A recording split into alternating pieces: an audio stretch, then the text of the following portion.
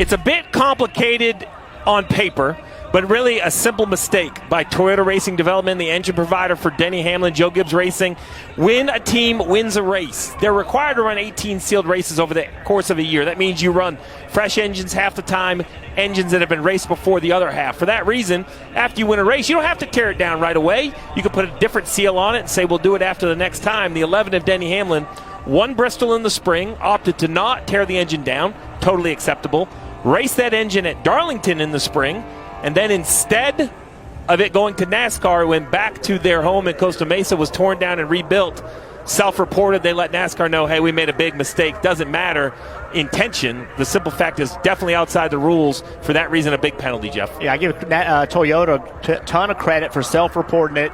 It was clearly a mistake. There was no competitive advantage. It wasn't like they were cheating. It was going to eventually be inspected anyway. It was just simply a logistical mistake, if nothing else. But the penalty is real.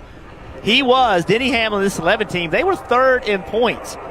And they still were battling for the regular season championship. And this penalty, it's taken them out of it. There is no way they're going to win the regular season championship. And that is a point hit in the playoffs. And on top of that, 10 playoff points.